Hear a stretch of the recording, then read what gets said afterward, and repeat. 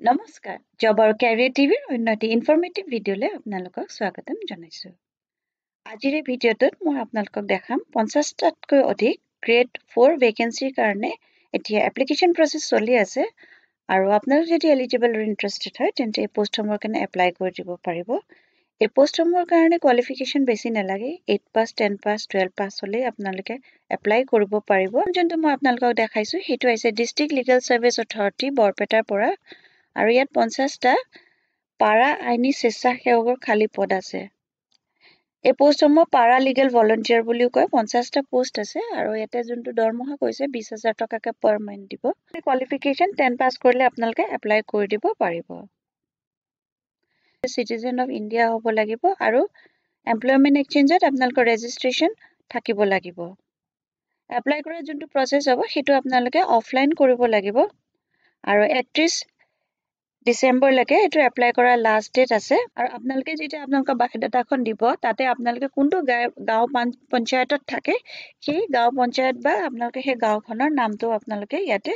mention কৰি দিব লাগিব এইখন হৈছে অফিচিয়েল ৱেবছাইটখন আৰু ইয়াতে এইগিটা যোনটো ভেকেন্সি আহিছে ইয়াতে আপোনালোকে এনেকে ক্লিক কৰিলে এডভাৰটাইজমেন্টটো পাই যাব মই এবাৰ আপোনালোকৰ এডভাৰটাইজমেন্টটো খুলি দেখাই দিছোঁ এইটো অফিচিয়েল যোনখন এডভাৰটাইজমেন্ট হয় এইখন হৈছে এডভাৰটাইজমেন্টখন এইখন 18 নৱেম্বৰতে ওলাইছিলে আৰু এতিয়া এপ্লিকেশ্যন প্ৰচেছটো অলৰেডি চলি আছে ইয়াত গোটেইখিনি মেনশন কৰা আছে এটা কৈছে ইণ্ডিয়ান চিটিজেন হ'বলৈ ক্লাছ 10 পাছ কৰিব লাগিব এইটো এড্ৰেছত আপোনালোকে পঠাব লাগিব বায়োডাটাখন 31 ডিসেম্বৰৰ ভিতৰত তাৰ পিছতে গাঁও পঞ্চায়তৰ আপোনালোকৰ গাঁওখনৰ নাম দিব লাগিব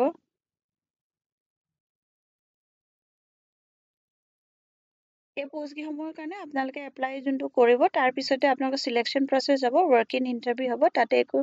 তেনেকুৱা ৰিটেন টেষ্ট বা আপোনালোকে এপ্লিকেশ্যন ফিজো দিব নালাগে আৰু আপোনালোকৰ যিবিলাক ডকুমেণ্টছ আছে মাৰ্কশ্বিট হৈ গ'ল ক্লাছ 10 পাছ কৰা তাৰপিছতে PRC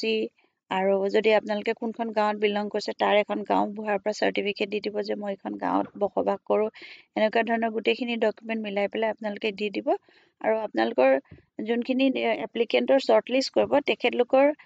বেলেগে মানে অফিচিয়েলি আপোনালোকৰ ওচৰত ফোন বা ইমেইল নাহে আপোনালোকে যোনটো এইটো বৰপেটা DC কোৰ্টৰ এইটো যোনটো ৱেবছাইট আছে ইয়াতে গৈ পেলাই আপোনালোকে লিষ্টখন চাব লাগিব আৰু আপোনালোকে এটা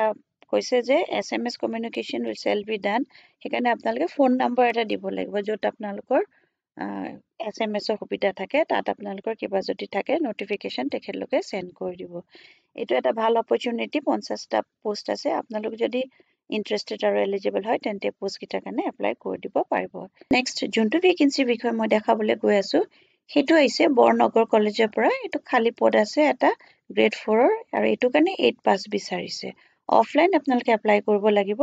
আৰু ইয়াৰ কাৰণে যোনটো এজ লিমিট হৈছে সেইটো 40 বছৰলৈকে হ'ব 18 পৰা 40 বছৰৰ ভিতৰত জেনেৰেল কেণ্ডিডেটৰ কাৰণে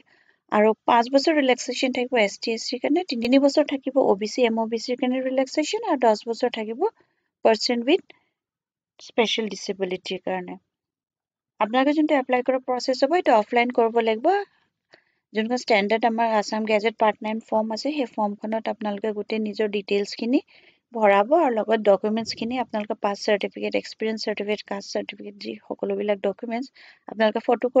ফটোকপি কৰি সেলফ এটেচ কৰিব লাগিব আৰু তাৰপিছতে principal and incharge secretary Barnagar college সৰবুক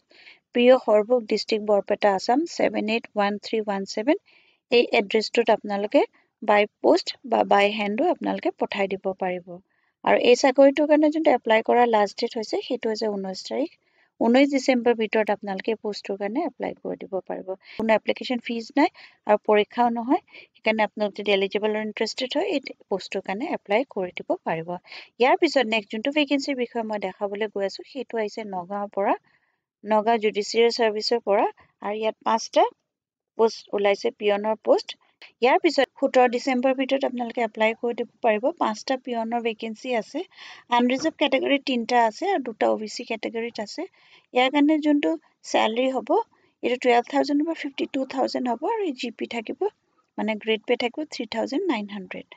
ইয়াৰ কাৰণে যোনটো এলিজিবিলিটি ক্ৰাইটেৰিয়া বিচাৰিছে এটাটো ইণ্ডিয়ান চিটিজেন হ'ব লাগিব আপোনালোকে আৰু তাৰপিছতে 18 পৰা 40 বছৰ বয়সৰ ভিতৰত আপোনালোকে এপ্লাই কৰিব পাৰিব যদি আপোনালোকে জেনাৰেল কেণ্ডিডেট হয় 18 পৰা 40 বছৰটো এটো যোনটো এজ দিছে এটো ক্যালকুলেট হ'ব 1/11/2024 হিচাপত আৰু ৰেজ ৰিলেক্সেশন সমূহ থাকিব এজ পাৰ গভৰ্নমেন্ট নৰ্মস ST/SC কাৰণে 5 বছৰ OBC MOBC কাৰণে 3 বছৰ এণ্ড সো অন ইয়াৰ কাৰণে আপোনালোকে এখন ভ্যালিড এমপ্লয়মেন্ট এক্সচেঞ্জৰ ৰেজিষ্ট্ৰেচন থাকিব লাগিব আৰু লগতে minimum qualification 8 pass 9 pass 10 pass 11 pass হ'ব লাগিব যদি আপোনালোকে 12 পাস কৰিছে বা অনৱাৰ্ডছ হয় তেন্তে পোষ্ট কিটাৰ কাৰণে এপ্লাই কৰিব নোৱাৰিব এপ্লাই কৰিবলৈ হলে আপোনালোকে যোনখন আসাম গেজেটৰ ষ্টেণ্ডাৰ্ড ফৰ্ম আছে সেইখনত আপোনালোকে সেইখনত গুটি আপোনালোকৰ নিজৰ বায়োডাটাখিনি ফিল কৰিব লগতে এখন আৰু লগতে আপোনালোকে আপোনালোকৰ যিমানখিনি ডকুমেন্টছ আছে সেইখিনি ফটোকপি কৰি পেলাই সেলফ এটেচ কৰিব লাগিব লগত recent colour passport size photograph এই সকলোখিনি আপোনালোকে এনভেলপটোৰ ওপৰত লিখি দিব লাগিব application for the post of যিটো পোষ্টৰ কাৰণে এপ্লাই কৰিছে হেতু লিখি পেলাই আপোনালোকে ড্ৰপ বক্সটো যোনটো আছে তাতে অফিসত যদি যায় আপোনালোকে এটা ড্ৰপ বক্স পাব হেতুত 17 তাৰিখৰ ভিতৰত ড্ৰপ কৰি দিব পাৰিব বা আপোনালোকে বাই পোষ্টটো পঠিয়াব পাৰিব এইখন আছে অফিচিয়েল নটিফিকেশনখন ইয়াতে সকলো ডিটেইলছ মেনশন কৰা আছে ইয়াতে আপোনালোকে পঠাব লাগিব আৰু কিবা জানিবলৈ হলে আপোনালোকে এটো ওয়েবসাইটত গৈ চাবও পাৰিব আপোনালোকে ফোন নম্বৰ এটাও দি দিব যাতে কিবা যদি কমিউনিকেশন থাকে তেওঁলোকে আপোনালোকক ফোনত জনাব পাৰিব হাইলাকান্দি জুডিচিয়াৰীৰ পৰা আহিছে হে পোষ্টৰ বিষয়ে ইয়াত এটা পোষ্ট ওলাইছে আৰু এটো হৈছে চকীদাৰৰ পোষ্ট দিন বা নিশা চকীদাৰৰ খালি পদ ইয়াৰ কাৰণে যোনটো কোৱালিফিকেশন বিচাৰিছে হেতু ক্লাস 8 পাস কৰিলে আপোনালোকে এপ্লাই কৰি দিব পাৰিব আৰু যোনটো পে স্কেল হ'ব 12000 পৰা 52000 প্লাস জিপে হ'ব 3900 per month along with other allowances education qualification class 8 pass হ'ব লাগিব 8 9 10 11 pass হলে আপোনালোকে এপ্লাই কৰিব পাৰিব কিন্তু যদি 12 pass onwards যিখিনি হায়াৰ ষ্টাডিজ কৰিছে তেখেত লোক কিন্তু এই পোষ্টৰ কাৰণে এলিজিবল নহব আৰু ইয়াত যোনটো এজ লিমিট দিছে এটো 18 বছৰ মিনিমাম আৰু 40 বছৰ ম্যাক্সিমাম হ'ব জেনাৰেল ক্যাটাগৰীৰ কাৰণে আৰু 3 বছৰ এজ ৰিলেক্সেশন থাকিব OBC MOBC আৰু 5 বছৰ থাকিব ST/SC কাৰণে লগতে 10 বছৰ থাকিব persons with disability and 2 years in respect of ex servicemen 2 বছৰ ex servicemen হলো আপোনালোকে এজ ৰিলেক্সেশন পাব এই পোষ্টৰ কাৰণে আপোনালোকে অফলাইন এপ্লাই কৰিব লাগিব যোনখন আসামৰ গেজেট পাৰ্ট 9 ফৰ্ম আছে সেই ফৰ্মখন লৈ পেলাই তিনিখন present recent passport size photograph দিব আৰু লগতে যিখিনি আপোনালোকৰ ডকুমেন্টছ আছে এডুকেশনাল কোৱালিফিকেশন এমপ্লয়মেন্ট এক্সচেঞ্জৰ ৰেজিষ্ট্ৰেচন সাৰ্টিফিকেট তাৰপিছত আপোনাক identity proof residential proof self declaration সকলো বিলাক আপোনালোকে ফটোকপি কৰিব লাগিব আৰু তাৰপিছত সেল্ফ এটেচ কৰি পেলাই এপ্লিকেশন ফৰ্মখনৰ লগত গাঠি পেলাই যোনটো এটো এড্ৰেছ দিছে office of the district and session জাজ হাইলাকান্দি আসাম এইটোত বাই হেণ্ড অৰ বাই পোষ্ট আপোনালোকে পঠাই দিব লাগিব আৰু এড্ৰেছটো হৈছে দা ডিস্ট্ৰিক্ট এণ্ড সেশন জাজ এটা হাইলাকান্দি হ'ব লাগে post and police station district Hailakandi pin 788151 যদি বাই পোষ্ট পঠাই আপোনালোকে পিন নম্বৰটো দিবলৈ নাপাহৰিব এইখন হৈছে অফিচিয়েল নটিফিকেশনখন যিনখন 3 তাৰিখে ওলাইছিল আৰু ইয়াতে গোটেই ডিটেইলছখিনি মেনশন কৰা আছে আপোনালোকে এবাৰ পঢ়ি চাই ল'ব আৰু যদি আপোনালোকে ইন্টাৰেষ্টেড আৰু এলিজিবল হয় তেন্তে আপোনালোকে এপ্লাই কৰি দিব পাৰিব আৰু এই পোষ্টৰ কাৰণে যদি এপ্লাই কৰা লাষ্ট ডেট হয় হেতু 2 তাৰিখ হয় জানুৱাৰী মাহৰ 2 জানুৱাৰী 2025 চনলৈকে আপোনালোকৰ ওচৰত এই পোষ্টৰ কাৰণে এপ্লাই কৰাৰ সময় আছে ইয়াৰ কাৰণে একো এপ্লিকেশন ফিজ দিব নালাগে বা পৰীক্ষা দিব নালাগে যদি 8 পাস কৰিছে তেন্তে আপোনালোকে পোষ্টৰ কাৰণে এপ্লাই কৰি দিব পাৰিব এই ভিডিঅ'ত মই জনাবলগীয়া ইমানেই আছিল যদি আপোনালোকে ভিডিঅ'টো চাই ভাল পালে তেন্তে লাইক এটা কৰি দিব আৰু